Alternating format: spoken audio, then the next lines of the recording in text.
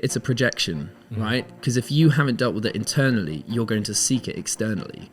And like going back to the whole, accepting yourself. If you can't accept yourself, you'll seek that acceptance elsewhere. At the end of the day, you can lie to other people, but you can't lie to yourself. Yeah. And it reminds me of the Atomic Habits, which is like you build your identity by building proof of that identity. You have to be able to maintain some level of integrity to be like, this is what I'm going to do. This is the person I am. I'm going to live like this. And you feel aligned, you feel calibrated. I think it's such an important route to go down.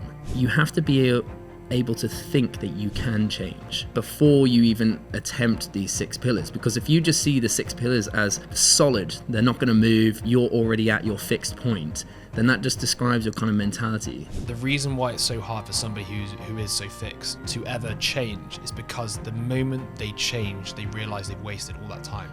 Hello and welcome back to Wise Words Book Summaries. What we're looking to do this year, I think, is we're going to start the first quarter of the year focusing on communication books. It's something me and Tristan have decided, obviously, while we're doing our podcast, that we need to get better at. So we're going to be learning how to communicate in public. We're going to be looking into comedy as well, I believe.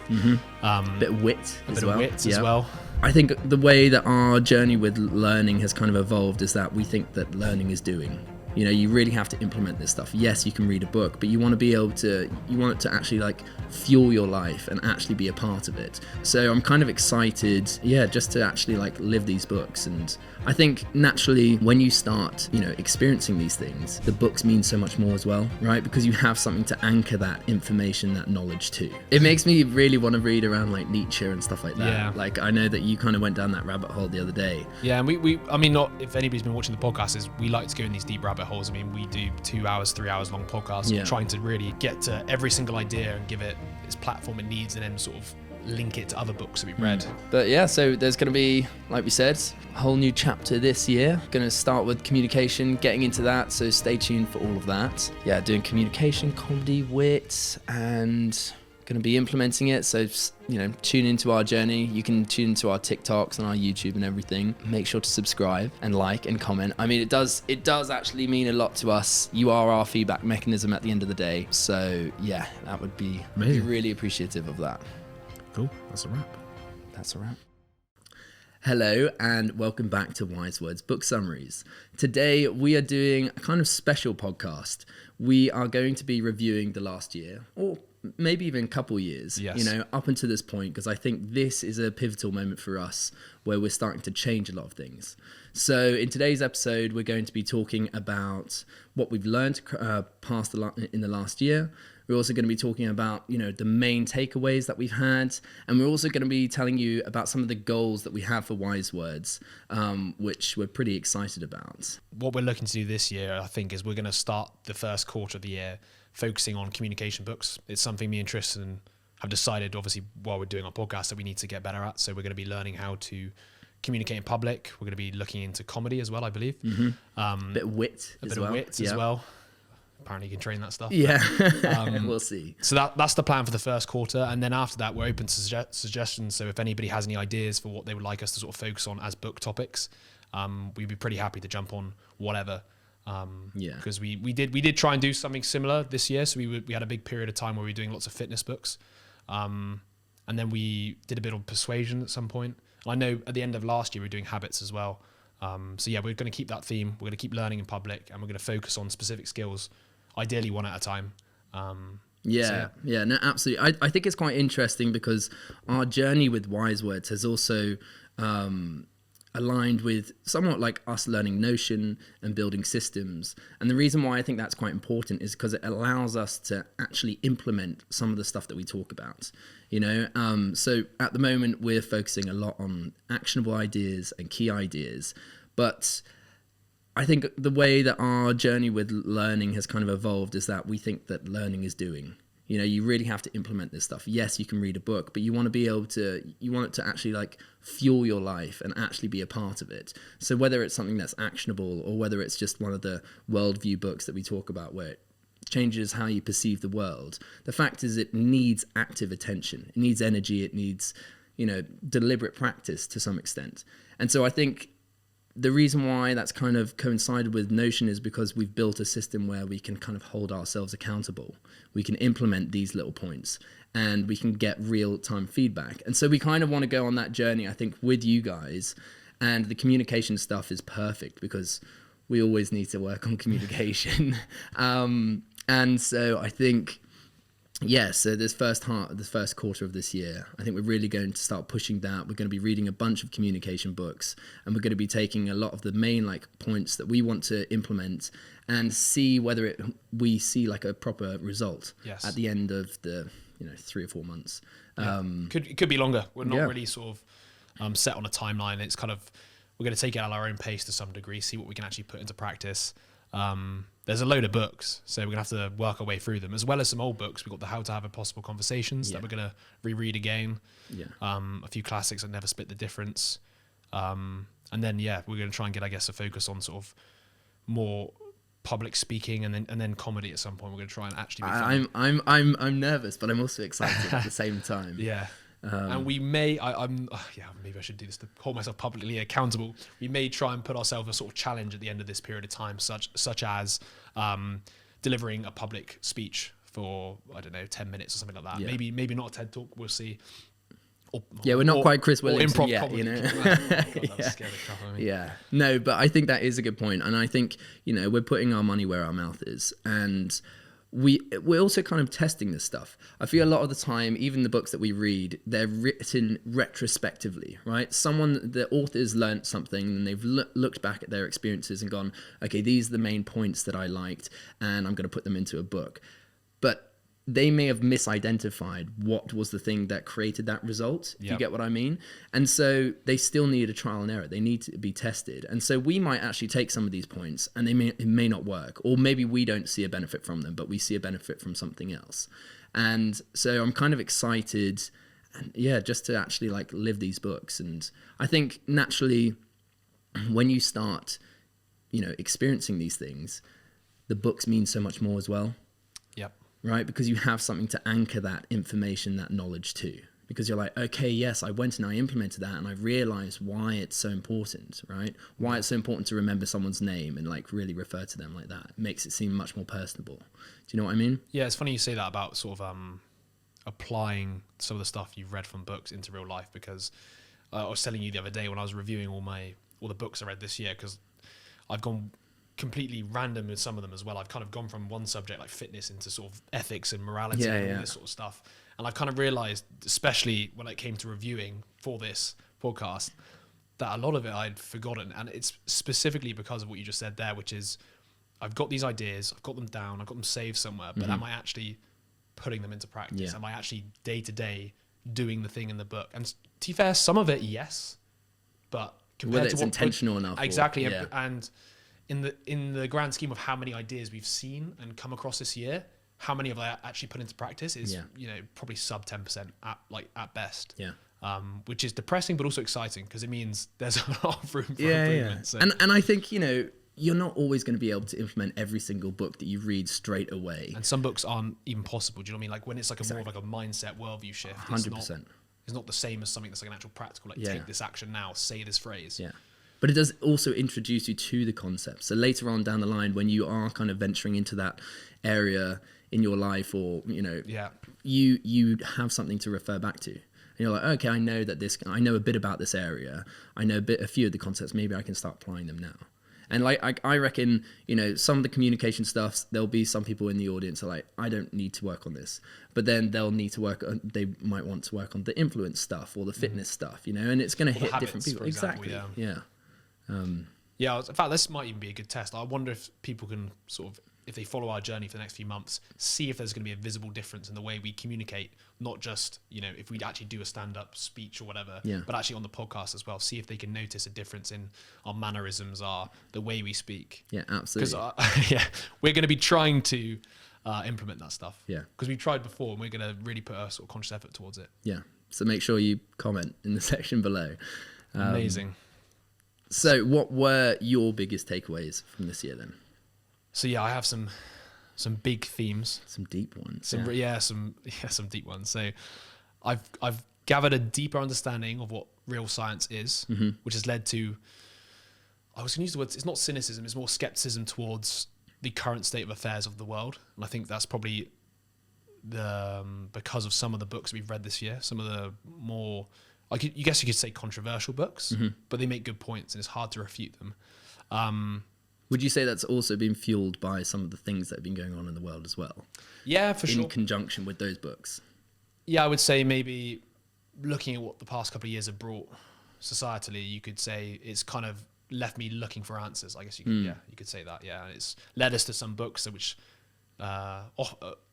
said they would offer the answer. I guess you could say. Yeah. So that's definitely one of the main themes I got from this year. And it's funny because a lot of these themes came through books you wouldn't expect. So some of this sort of skepticism came through a fitness book, The Good to Go, which we were just talking about before.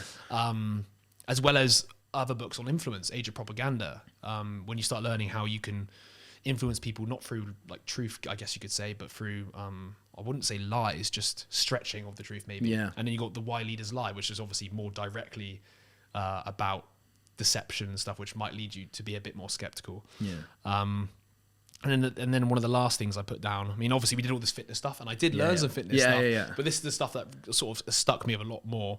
And as you know, I was reading a little bit around ethics recently and thinking a lot about bad behavior and whether or not you can say somebody is purely like evil or bad, or whether they're just sort of broken down the middle and everybody is the same and we can all behave in a bad way or a good way. And I've got a bigger depth and understanding on that, especially with like corruptible and stuff like that. It's really, I feel like it's been a good year. It makes me really want to read around like Nietzsche and stuff like that. Like I know that you kind of went down that rabbit hole the other day, but the whole like, what is the purpose of good and bad? Do we construct these kind of values or these moral like models? Is there something else that's underpinning it all? But I think we'll have to, maybe after communication we'll get we're gonna have to hold ourselves philosophy, because that's a deep hole to go down. And we I mean, not if anybody's been watching the podcast, is we like to go in these deep rabbit holes. I mean, we do 2 hours 3 hours long podcasts trying to really get to every single idea and give it its platform it needs, and then sort of link it to other books that we've read. Because to be fair, like I said here, all of these books in some way or form, or some shape or form, have led me to these sort of conclusions of what I was saying, where there's a lot of, I'm not going to call it fake science, but just not quite in the same spirit of science. We're not really trying to find truth, for example, which is basically kind of like one of the main takeaways I had from the year. But then it's just led me down this rabbit hole, realizing that we actually need to be, all of us, more independent thinkers in general. And that's not saying conspiracy theorist or whatever. It's saying, no, just have your own opinions and think for yourself, because I feel like there's a lack of that 100%. In this day and age. But what about you then? It's interesting because like you were saying, when I was thinking about what were my biggest takeaways, they weren't really to a specific book.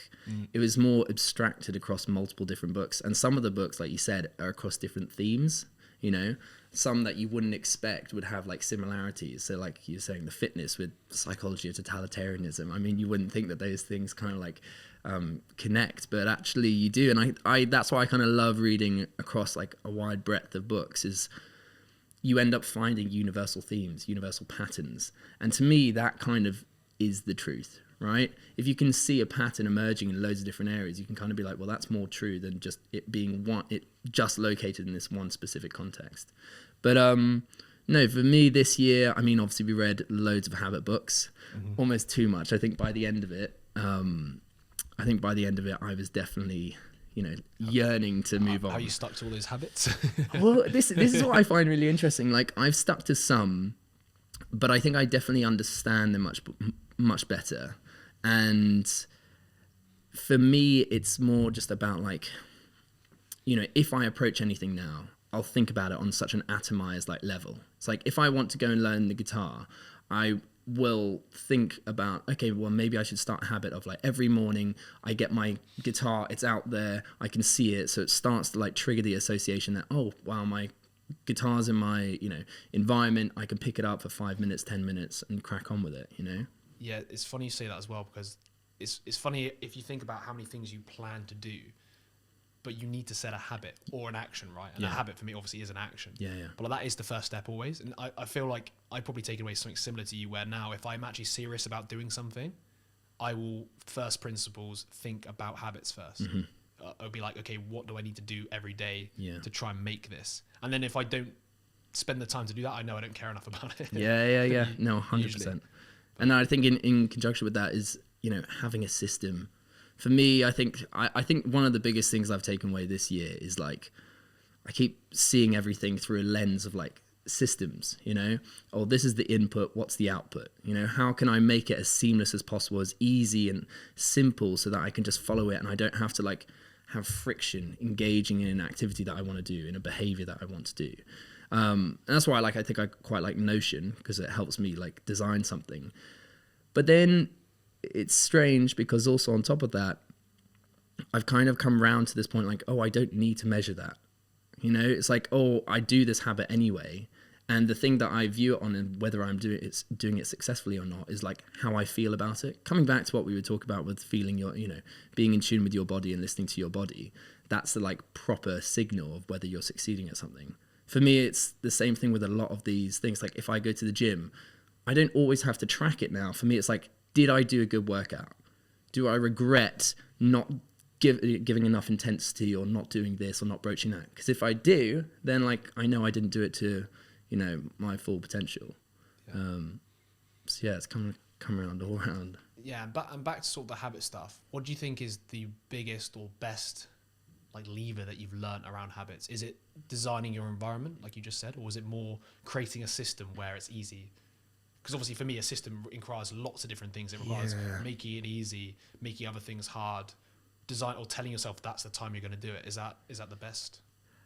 Yeah, it's difficult because I think they all kind of occur simultaneously. Okay. I think you need a system, but then you also need to have like a routine to some extent, right? Knowing that like every morning I'm going to wake up at 7, we're going to be on a call for 2 hours talking about wise word stuff, you know, and then after that I have my little morning routine. And so I have a routine in which I can like follow, but I also need to have a system which I can plug that into. Otherwise, what's the point? Okay. And also a guide, a bit of a plan ahead of time, you know, being like, this is what I'm going to do for the day. This is my routine, because then I don't have to like consciously think about it every minute, you know, of the day. Be like, oh, okay, what's next? I already know. Yeah. You know, it's interesting. I was just going to draw a parallel there towards the the 6 pillars of self-esteem that I've recently read. Yeah. And that consciousness to live, or to choose the things you're going to do per day. And not a lot of people live like that, by the way, from what I can see at least. They don't live purposely or consciously. So like that is that's a habit in itself. Do you know what I mean? To just sit there and create a habit of, what am I actually going to do today? Because I mean, to be fair, we all have. I'm pretty sure we all have days where, even though you have plans, it just doesn't happen. You just, I don't know, maybe it's a weekend or something. You don't live as purposely as you do, like normally. Yeah. No, I completely agree. And since I really want to get onto that book, because I think it really does tap into these kind of six pillars, these six elements of ourselves, to like become a bit more whole, a bit more like rooted and grounded and purposeful, like you said. Yeah, I think that would be a great book to get out. Yeah, we're definitely going to try and do that, even though through the communication. It's funny you said about like the sort of balance. This is one of the books I read recently, so the 6 pillars of self-esteem, and there's 6 pillars. So the first one is living consciously. The second is self-acceptance. The third is self-responsibility. 4th is self-assertiveness. 5th is living purposefully. And 6 is personal integrity.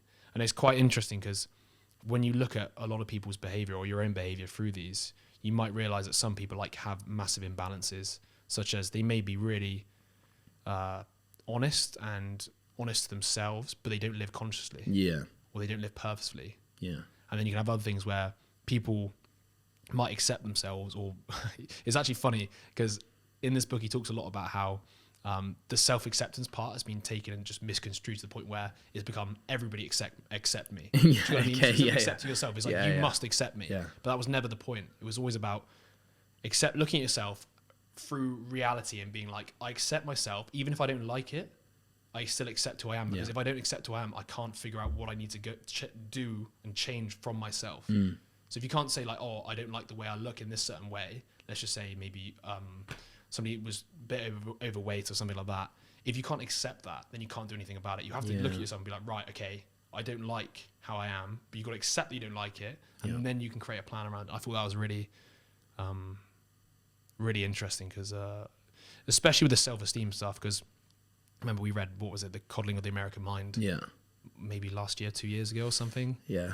Which is, it's quite a controversial book, but it talks about how this self-esteem movement has moved from what it originally was created to be, which was creating people who believe in themselves, who are responsible for themselves, who live purposely and consciously, and it's become more about everybody else has to accept me, which is so funny, because he basically says it has to all be internal. Like, all of these practices here are internal, they're not external, and what we've actually done is we've ended up making it all external. Like, everybody else has to accept me for who I am. Whereas this teaches you to be just accept yourself, take responsibility for yourself, realize you have your values, your beliefs, and then assert yourself on these, and then consciously choose and have a purpose. Do you know what I mean? The thing about this book was these themes come across. We come across them in all these other books, 12 Rules for Life, or whatever.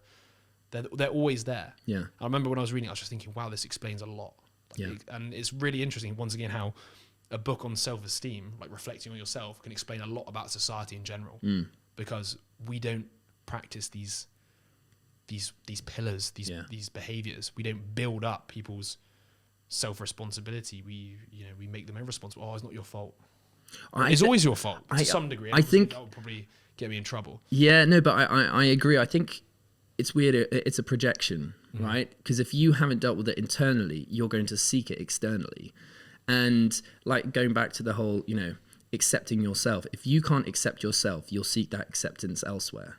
Right. Yes, no, if you don't take responsibility, you'll want someone else to take responsibility.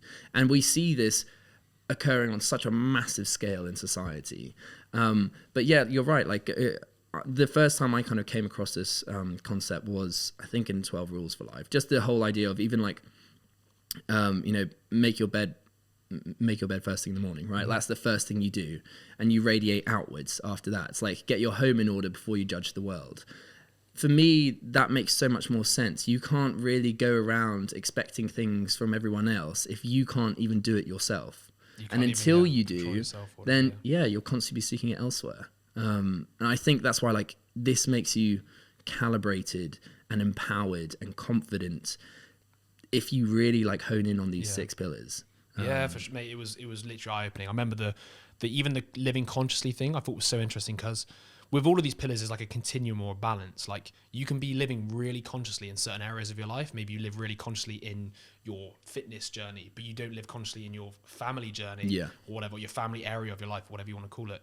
And because you're spending time being conscious of your fitness, you're neglecting other things, because you only have a limited attention span, right? So it's like, part of the practicing is literally like, what could I give 5% more consciousness to this week? What am I neglecting? And half the time as well, it's funny, because thinking about the Jordan Peterson thing, this consciousness is almost like looking at the fog. Can you remember the concept of like things hiding in the fog? So like, a lot of the time we live consciously in certain areas that we like in our life. Of course you do, because like, well, I'm really proud of how I look, whatever the thing is.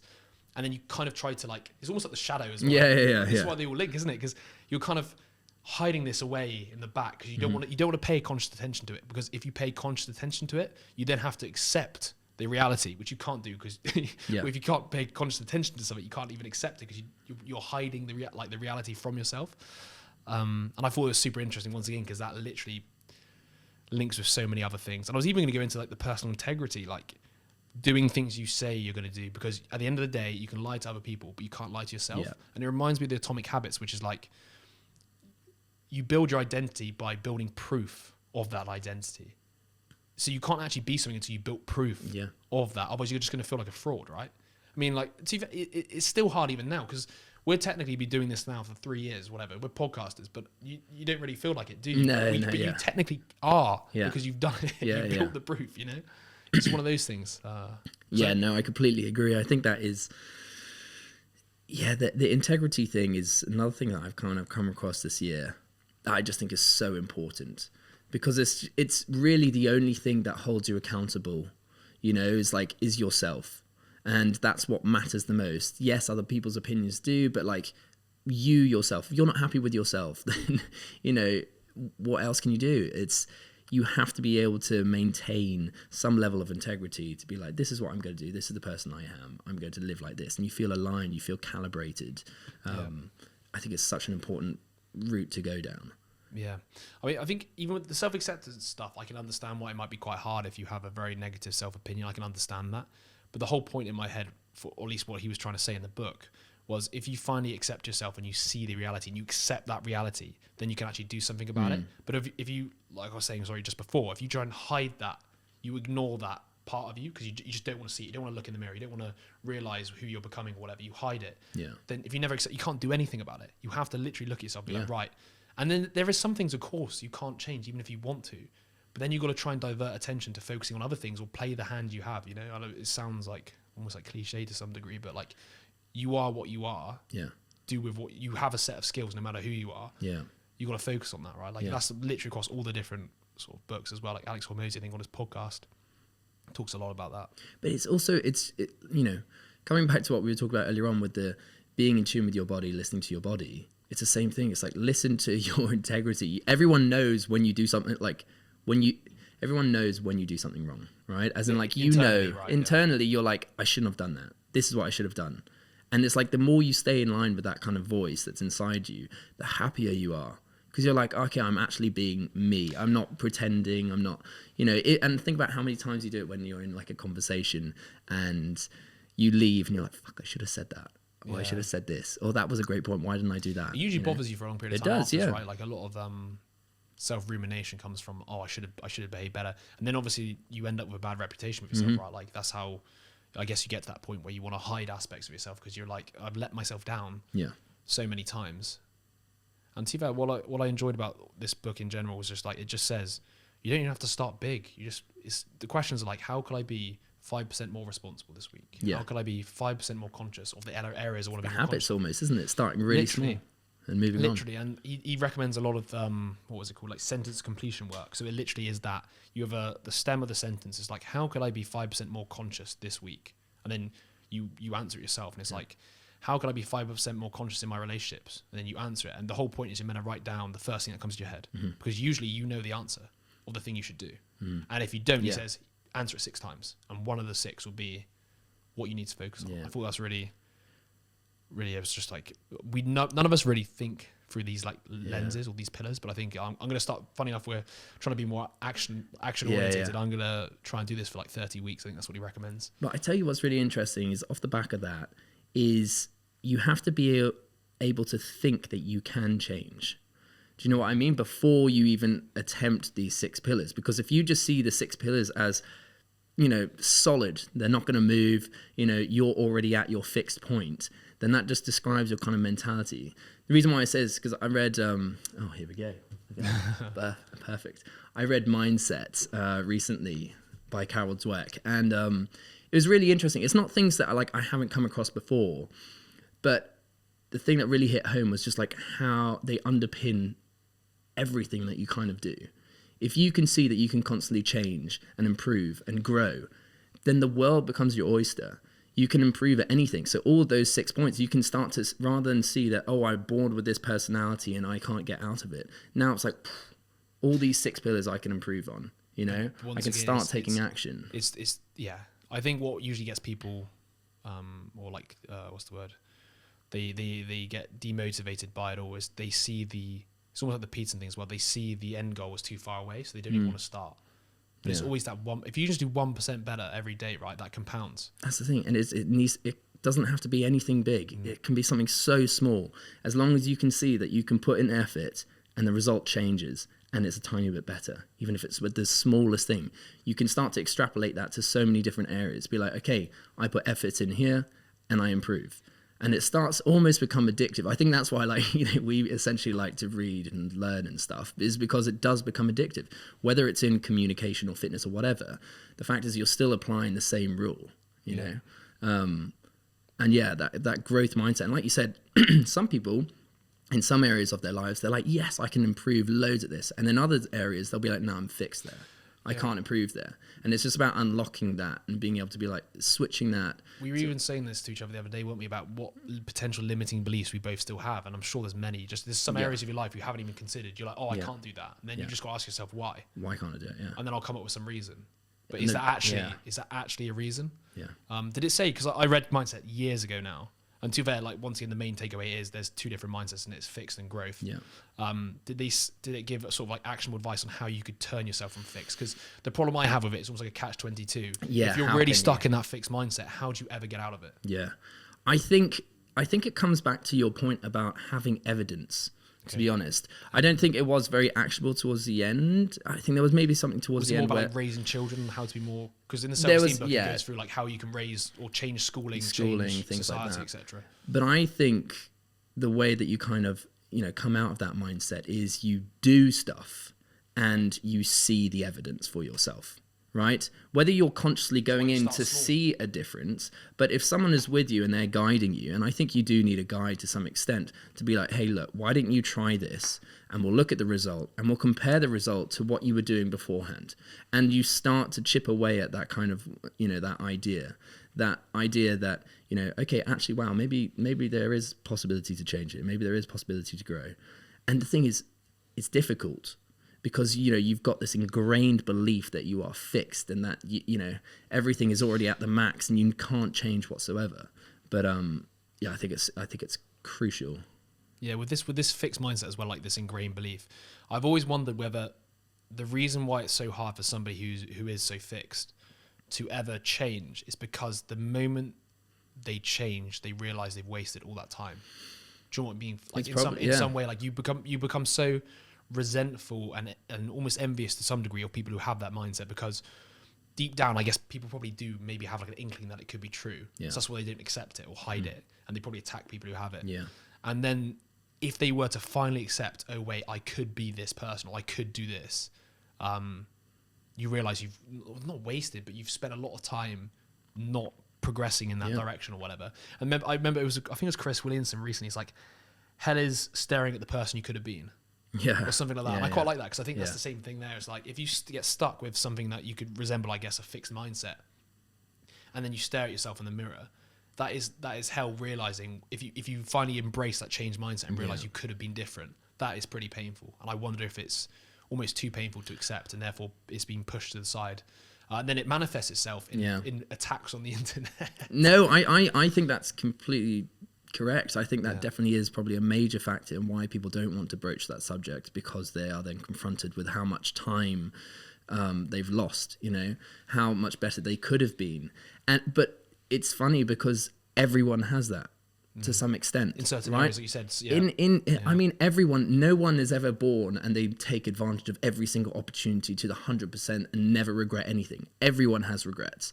Like we could regret that, oh, why didn't we, improve on the podcast ages ago, or why didn't we start implementing stuff? Communication is something that could be necessary. Exactly. So everyone's got it. Maybe that would help to alleviate it, but it is a tough thing to get to grips with, But I think it's definitely something that, I don't know how you overcome that. Maybe like some kind of positive thinking, nurturing aspect. But I think like looking at like sort of the Jordan Peterson examples from his clinical studies, where like he gets people to make their bed first. It's just that small proof that you can make a change in your life. And then you stack that evidence on top of each other. But I don't get me wrong, I'm probably naive in the sense that I actually haven't met people who really are chronically stuck in their routines. Like people who suffer from massive addictions. It's something that I have never personally seen, so I can't have like a view on it, but I can't, I'm basing this upon my life, etc. Right? So, but I can imagine there might be some people who really, really could struggle with. Oh, absolutely. And they probably have like so many hurdles in the way. They try and change and they have extreme anxiety or depression or things like that, and it must be such a different experience, I guess, to overcome. But I think it's still the right kind of route to go down. Cool. So another topic we read a lot about this year was fitness, because we kind of touched on habits and move on to fitness. I'm trying to think which book for you sort of changed your year. I think Functional Training by Adam Siddiqui. I think my journey with fitness has constantly kind of changed and evolved, but I'm very much rooted in the idea of functional training now.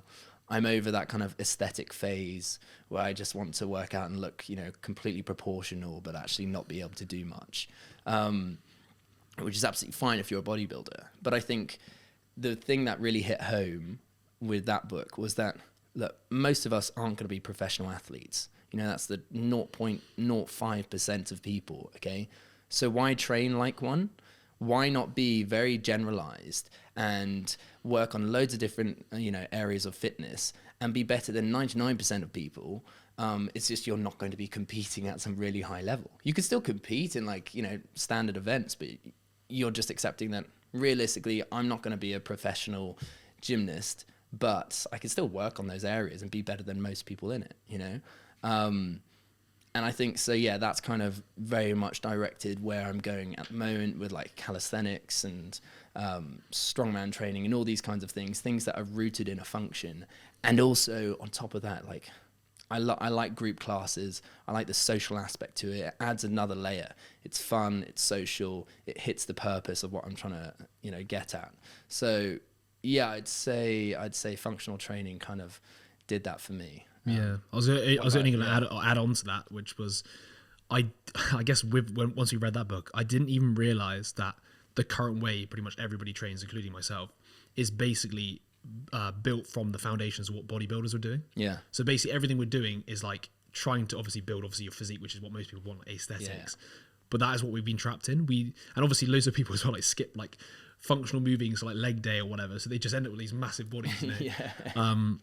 Yeah. But for me, it was just the idea of getting strong across multiple movement dimensions. And as you know, I've torn my ACL, which if I think about it, maybe if I was a bit stronger across all these multiple dimensions, like shifting direction, etc., I might not have done it. But instead I did the classic bodybuilder, let's just do loads of chest and arms or whatever, top of your body. Next thing you know, you've got chicken legs, you go running and something snaps. You live and you learn, don't you? Yeah, but that was super interesting. I'm just trying to think of the other fitness books you read, because we read The Sports Gene. Yeah. We also read Exercised. We did Ross Edgerly's books. Yes, we did. Read Blueprint and The World's Fittest Book. Yeah, because if I remember correctly, The Sports Gene was like each chapter was a specific, like an Olympian athlete, wasn't it? Mm-hmm. And he kind of, one of the theses from the book was like, if you're not actually born with the correct attributes for a certain sport, don't bother. That's kind of why I pulled out of it to some degree, right? Because he was saying training matters, right? Yeah. But he was like, the exceptional people tend to have some sort of biological advantage. There was that guy, I think, wasn't he? Oh God, I'm going to absolutely butcher it. Yeah, the guy with red skin. Yeah. Was he he was like Norwegian? A skier and like a long cross country skier. Yeah. Yes, yeah. And he had something where I think he had like a lot of red blood cells. That was it. Which meant that it could hold a lot of oxygen. Yeah. And so he actually had like quite red skin, apparently. And so he was like incredible, and he is cherished in, I'm gonna butcher it, I'm gonna say like Norway, but I could be completely wrong. Gonna have to fact check that. Yeah. But it was very interesting, and I think yes, there is that, once you're in that upper echelon of people, then your genes do matter. But actually, training and everything like that is more than half the journey.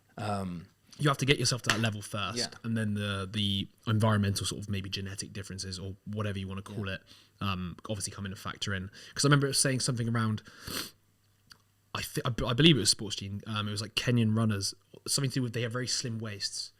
Was that Sports Gene, or was it might have been Exercised actually? They both touched on it. But yeah, a very slim waist, and therefore their energy efficiency when they run was miles better than most other people, just by so like they could basically work out. You don't have to be Ken, you could be anybody, but with narrow waists, you conserve more energy for long distance running or something like that. Yeah, and it was narrow ankles as well, because I think if you have weight down by your ankles, that was it was that. Yeah. It was like light ankles. Yeah, exactly. You're expending more energy, whereas if the weight is further up, then you're doing less. So but it's funny like how you look at these things, and it really doesn't matter until you're like, of course, like you can get yourself to like a very, very high level without that. But then obviously when it comes to like the margins, they matter, right? And it kind of actually reminds me of one of the topics I want to talk about on the quickfire, which is the swimmer body illusion, which is basically the same concept. Is you look at a swimmer body and be like, oh my God, they're so like, they got like the perfect body. Yeah. And is it because are they a like fantastic swimmer because they have that body? Or is it because they were genetically blessed with that body, they're good at swimming? It's the same with basketball players as well. Like, to some degree, the sport selects somatotype, or the sport selects the body type. Let's just say. Yeah. And which way is the causality to some degree? Yeah, you know, a bit chicken and the egg, isn't it? Yeah. Yeah, it's interesting. Yeah, because I remember, they were talking about basketball players, and they were saying that, they were looking for arm width, weren't they? Yeah. And they were finding people who, yes, were tall, but also they didn't just have to be tall, but they had to have like a really long arm span. Like almost longer arm span than their height. It was crazy. Exactly. Because obviously for blocks, etc. It does make sense that you'd have an advantage in some aspects of the sport, right? Like you'd be a better blocker, I guess, or defender. But I tell you what's really interesting is a sport evolves over time, right? And one of the things that was really interesting is they were talking about the Finsbury flop. Okay. And how it changed the sport of like high jump, right? Because high jump used to be doing the scissor kick. And so that sport would select people who had probably very long legs and who could do a scissor kick, right? But then the other guy came along, I can't remember, something Finsbury, and then did his flop, and then everyone started to go towards that. So then it kind of changes the body type of what's being selected for that sport. I think that's quite interesting how it can, like the sports can evolve, and so does what's considered. Like the innovation of the like the mechanism you use to do the sport. I guess you could say the same to some degree of like, I don't know if there's a new style of play that everybody does in a specific sport and it favors people who are small and agile, then you're right, you might get more people who are small and agile being like successful in the sport, right? Well, you can look at rugby. I mean, rugby has changed a lot over the last like 50 years in terms of all the rules that are being played. And now some of the people that are there, they are huge, right? Whereas it used to be played very differently, and a lot more was like passing, kind of like how New Zealand used to play. A lot more about running and everything, whereas now there's a lot of rucking. It's a lot of weight. Is there a lot of weight? Meat. I mean, you look at Fiji and how big some of their wingers are. Like they're still rapid, but they are huge. Yeah, they're scary. Yeah. So yeah, I think that was pretty much everything from the sports gene. What else did we read then? We had exercised. I can't remember how much too much I took from it. Yeah, I think that's probably another thing that I've taken up this year. This whole like Vivo foot, like running bare feet. Yeah, like it was touched on in functional training and exercise, but the idea that the modern sports shoe was invented in like around the 1970s, 80s, and it has like a thick heel. And that's probably good because it supports your ankle and your knees and now that we run on concrete and everything, it's probably needed. But it does also shift the mechanism in how you run, because now it puts your more force on the front of your foot, right? Because you're leaning slightly.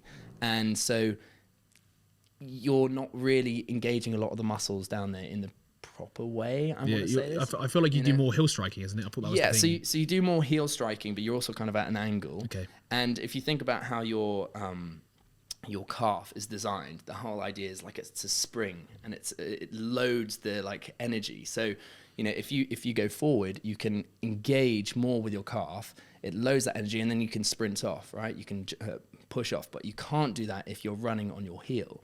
And so there's been this like massive movement recently with like, Vivo barefoot shoes, running bare feet, because it allows you to kind of engage again in how your your calves are designed. But then I got, plantar fasciitis and kind of couldn't run for about 3 months. So, we'll see how it pans out. Yeah. Yeah.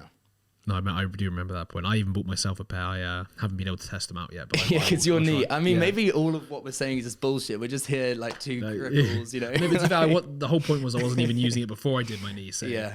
And there's other things that probably factored into doing that. Yeah.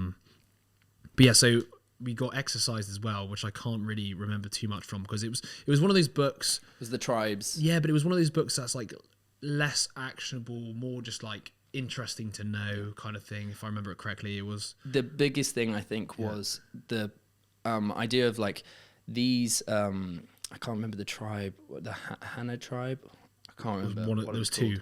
Yeah, there were two, but essentially that they were always staying active. Yes, and that was the biggest thing. Is in like they're not running every day. They don't go to a gym and go on a treadmill, which is such a weird concept if you actually think about it. We're inside a box running, and we're looking at a screen that shows. And we're not making any like, distance, right? We're just stuck in the same place. Yeah.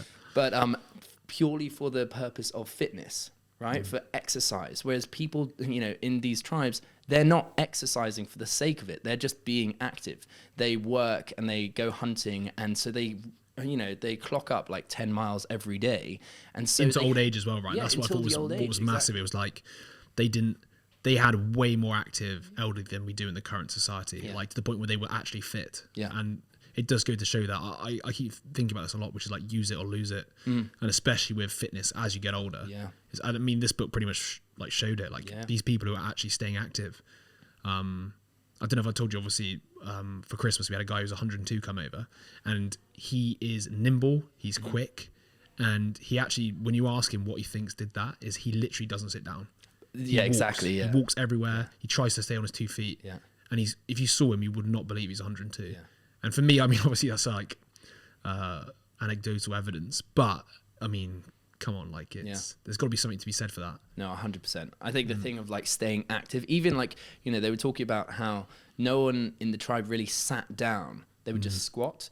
And when you're squatting, you're still engaging your muscles in your legs and your back to stay upright.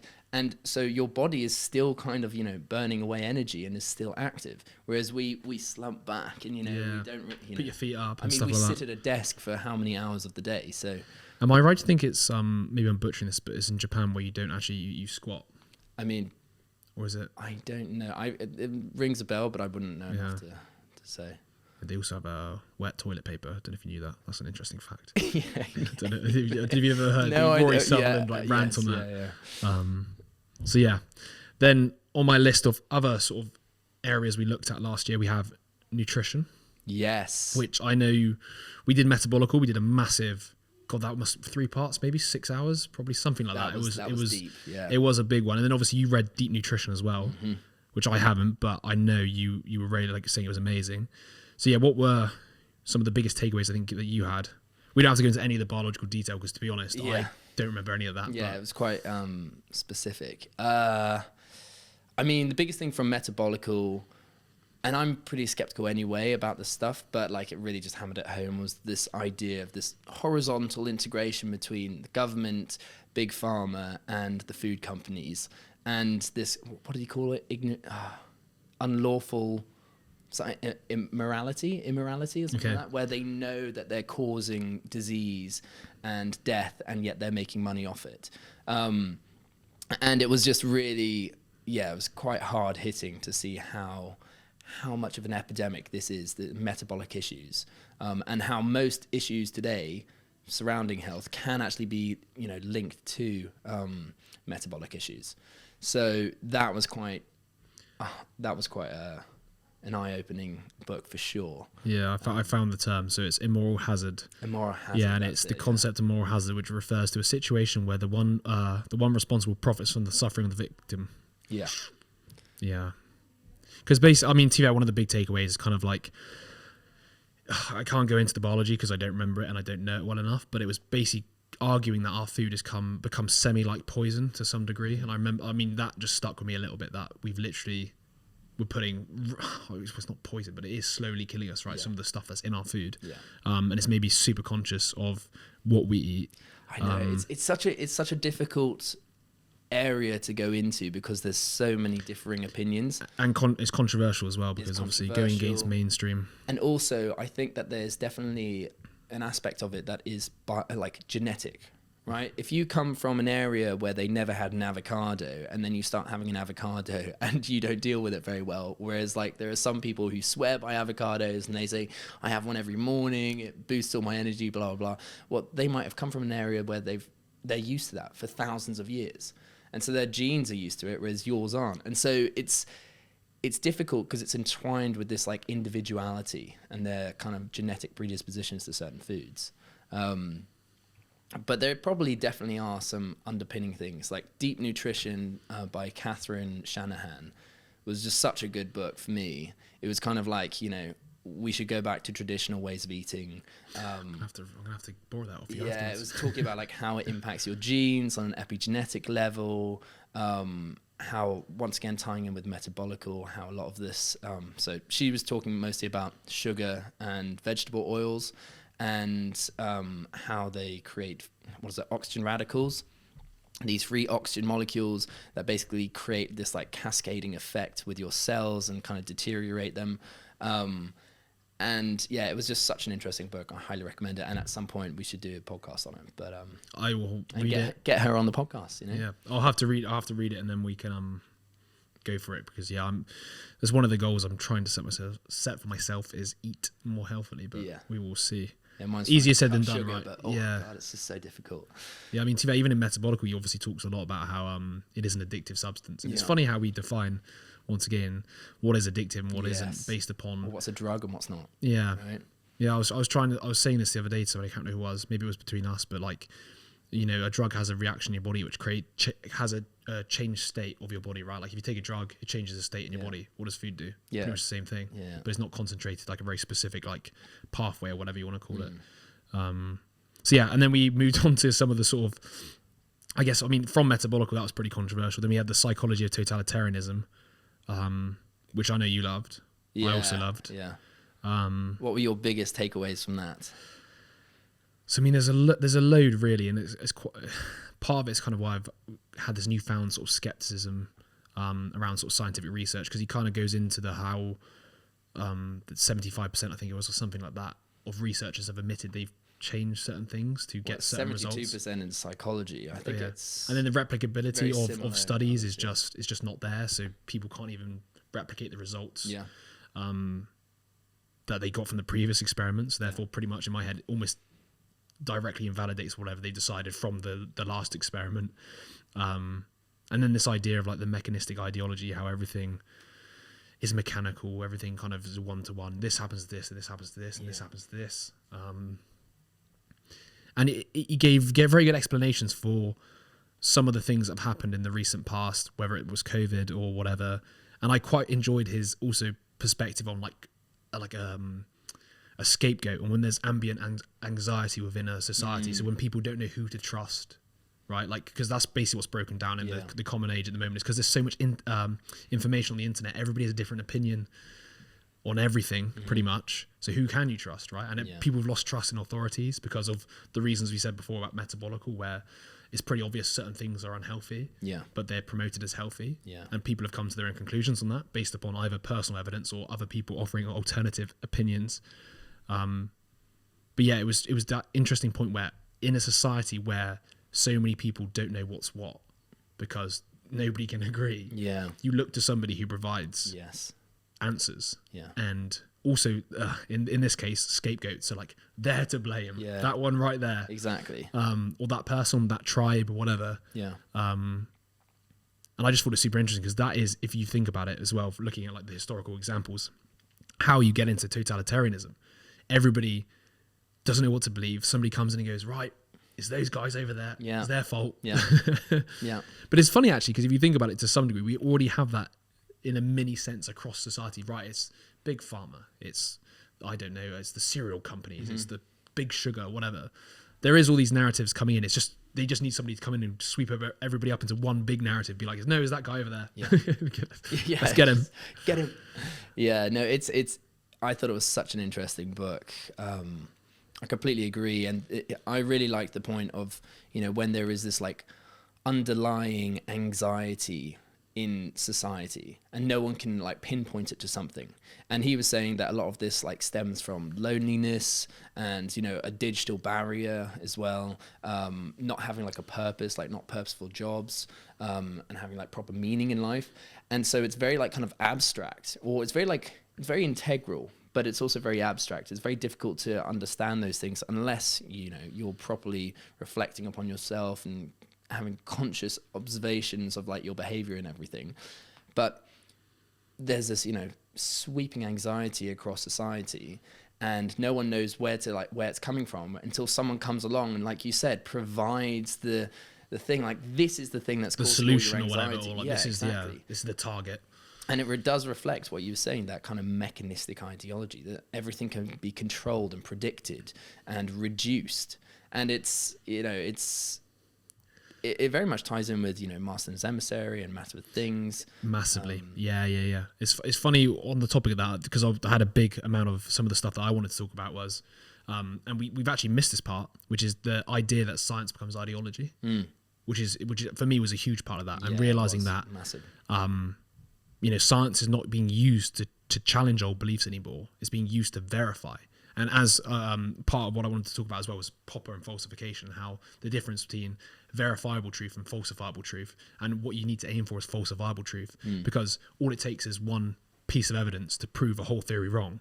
So therefore, if you're searching for verification and you're not designing your experiments in a nice way, you're just going to keep verifying the same stuff. But if you're searching for that one thing that could prove it wrong, then you'll find out, then you'll find out what is true or what is truer, and you will progress science. Yeah. And what I found really interesting is this idea that science has become more like ideology, and it's more about confirming. I was going to say confirming what we already believe to some degree, but then also being used as a tool of power manipulation in the sense of this is what science tells us, because it's impersonal. It's not like this is what this is not what Jimmy says over here, who is a scientist. It's like this is what science says to us. But like the whole point of science is all truths are provisional, and they should always be looked to be disconfirmed, because that's how it progresses. And that for me at least shows that we're not actually interested in truth. We're interested in continuing whatever we currently know, because there are people who benefit. And this sounds really conspiratorial, but there is of course people who benefit from spreading certain things and certain beliefs. But also the reality is, if you're smart enough, you realize nothing can be defined as truth. So therefore you is open to sort of personal preference, so to speak. Well, science has become the new adjudicator. It has become the deity. It has replaced God to some extent, right? And if you know that, right? If someone knows that, everyone believes now in science because science is the new God, well, then you can manipulate science to get what you want. Like you just said, with it sounds conspiratorial, but actually they're just gaming the system. They know that everyone is looking up to this, and so they can manipulate this to tell them what to do to some extent, right? And that's how science gets hijacked to some extent to back certain products or things like that, which we're confronted with all the time. Like every time you're on the tube, you see an ad that says this is the number one this, and it's like, no, it's not.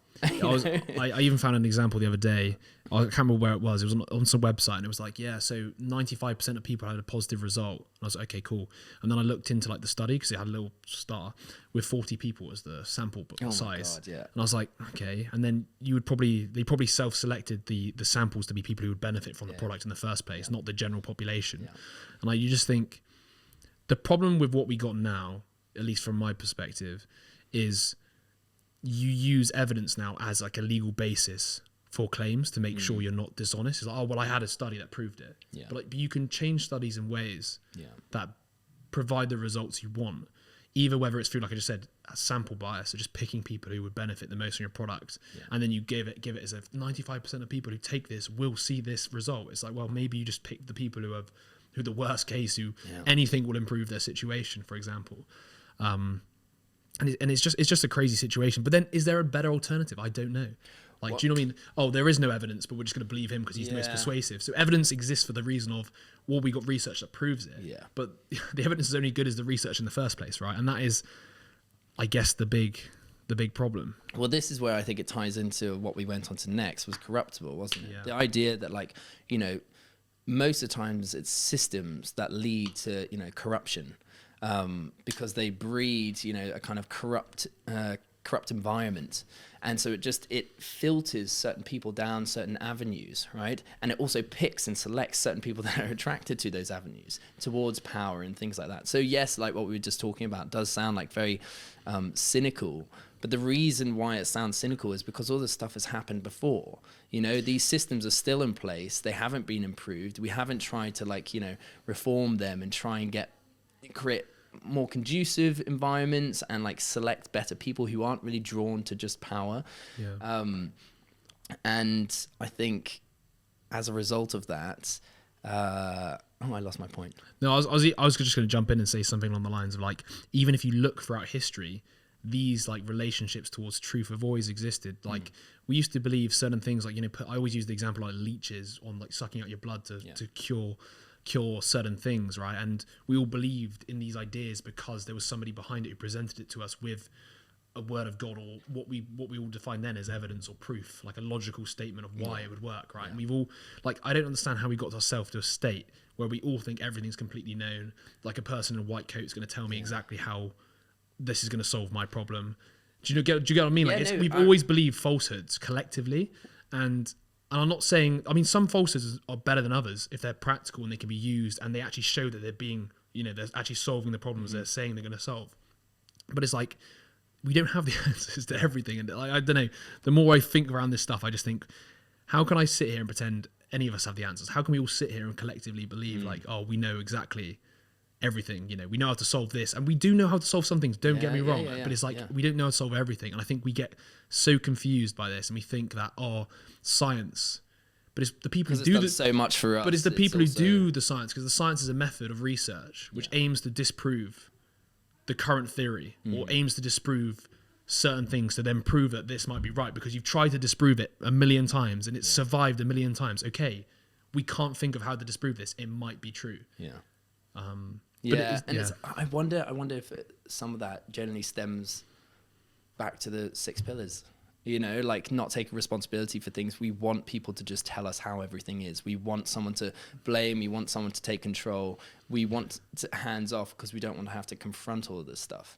It's almost gone like full circle to some extent. Yeah, it's funny you've actually said that, because I think in the book of on the 6 pillars of self-esteem, he actually he linked the 6 pillars to the archetypal hero to some degree. Okay, because the archetypal hero takes responsibility, even maybe for the collective. He accepts the situation.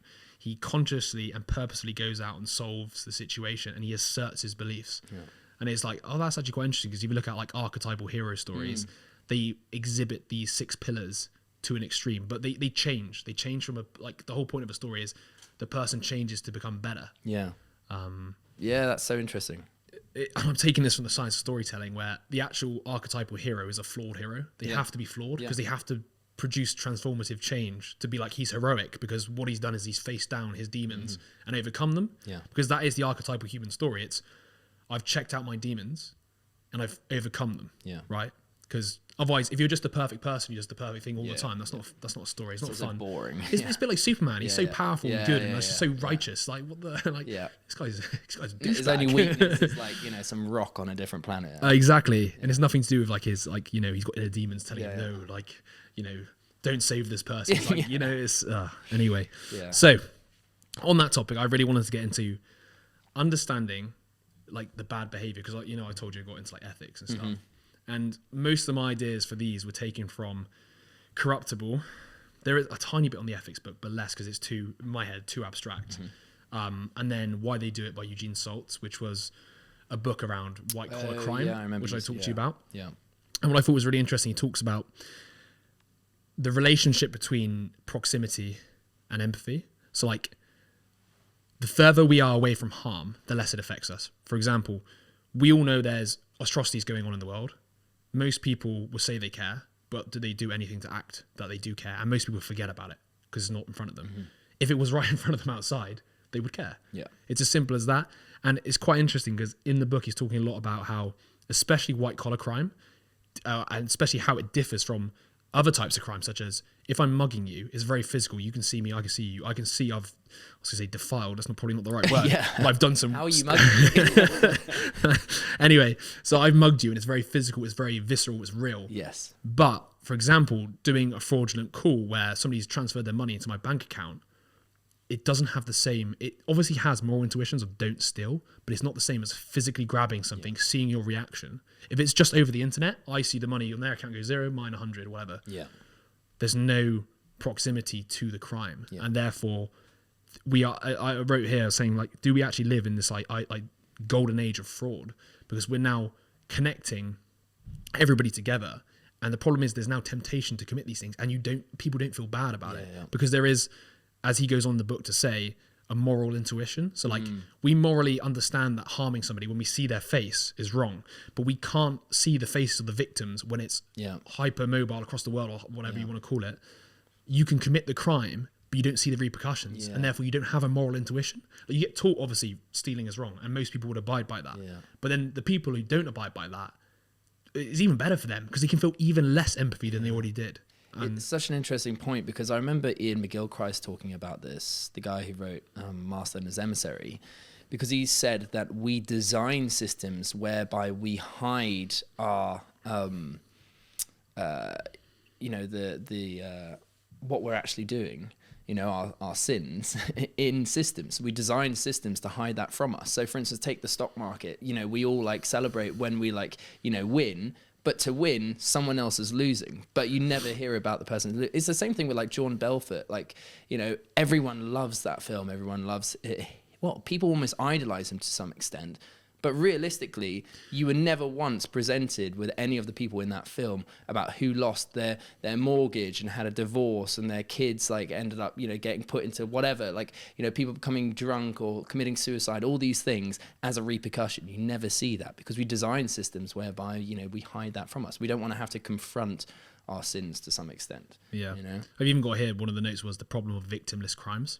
So his one's a bit more evident, like he defrauded a bunch of investors, and it's pretty obvious, I guess, to some degree who the victims were. And it's funny because they also don't get shown to the forefront. You're right, it's not on the news. Look at all these poor people. It's just like you just look at a number and you don't feel anything from a number. 1,000 people are defrauded. It's so I don't care because I just see 1,000. But if I saw somebody's life like actually like completely changed and understood, you'd be like, wow, that is a travesty. But we don't. We only see like, and then we see the glorification of his life, which is another point entirely. But this idea of like victimless crime. So one of them can be insider trading, where the actual loser is the market. But who is the market? Yeah, it's everybody. So but it's so collectively spread that there is almost everybody's a victim, but nobody's a victim at the same time. Because how can you have a victim if everybody's the victim? So it's more, in fact, the victim, if anything, is the trust in the system. And I thought it was so interesting because, once again, are these people actually that bad? And what I mean by that is they don't actually see the visceral consequences of their actions. They just know there's a collective like scapegoat, and they just take that opportunity. And I mean, obviously, it's a bad thing to do. I'm not saying they're not bad at all. What I'm saying is and nobody else has the option to do that. And a load of people be like, why are they doing that up there? Like, why are they being greedy or whatever? And then the reality is most people who are put in that position would probably do the same thing. And that is what I find so interesting. It's like people say they're loyal, but they never had their loyalty tested. People say all these things, but they've never been in the position where they could do something like that. And therefore, are you actually the person you think you are until you're put in a position of temptation? It's like the Bible, isn't it? Like the devil offers a temptation. Do you take it? I don't know. No, it's such a good point. It's such an interesting point. I remember him kind of touching on that in Corruptible as well.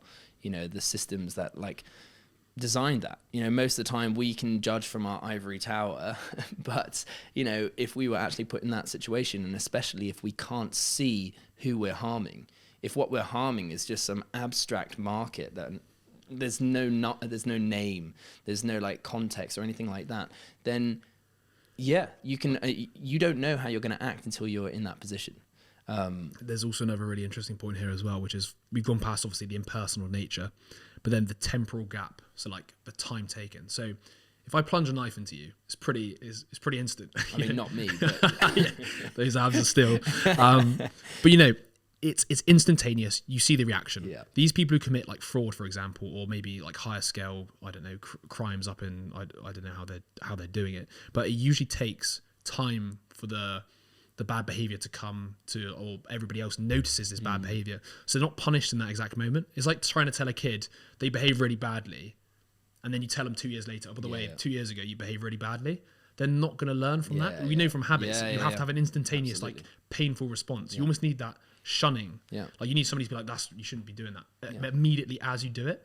And I thought that was a really interesting point because so much these like more logical, abstract crimes, so not the ones that obviously like are killing somebody or whatever, involve that delayed time response to being caught. And they never feel like they've been doing anything wrong because in a weird way, they don't feel like they've done anything wrong because they don't feel the moral intuition of, I feel like I've committed a crime.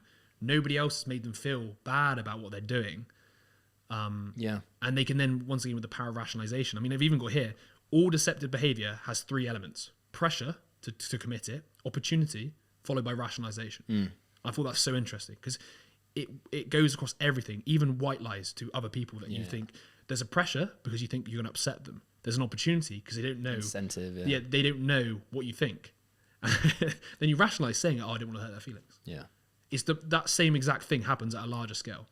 Pressure, I'm not doing. I don't have as much money as I wanted to. Opportunity, I could commit fraud here and nobody would notice for 3 years.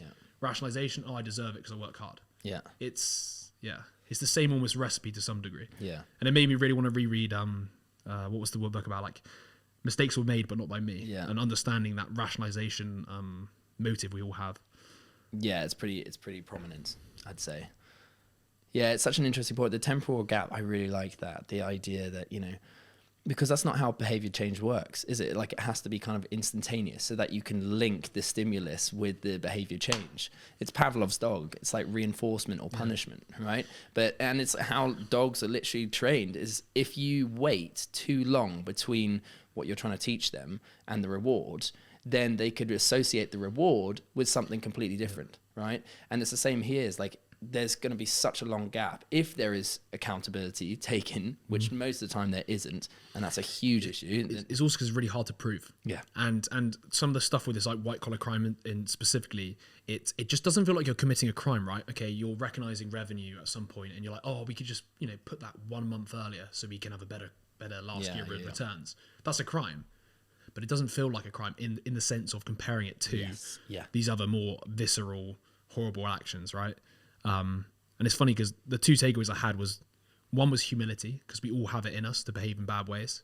And then two was the environment mismatch that we currently live in, because we've never been a more global society where we're more detached from everybody in the sense that we're trading with people who live across the globe. Whereas back in the day, it used to be sort of 1-to-1. I'm trading with you. We're in a small knit community. If I screw you over, you're turning up with your friends and you're taking my kneecaps. Yeah, my reputation's gone. I mean, the reputation used to be a lot. But exactly. We're not living in a community or anything like that. Then it's I know exactly that. And there's just a complete mismatch to how we were evolutionary created, I guess, whatever you want to call it.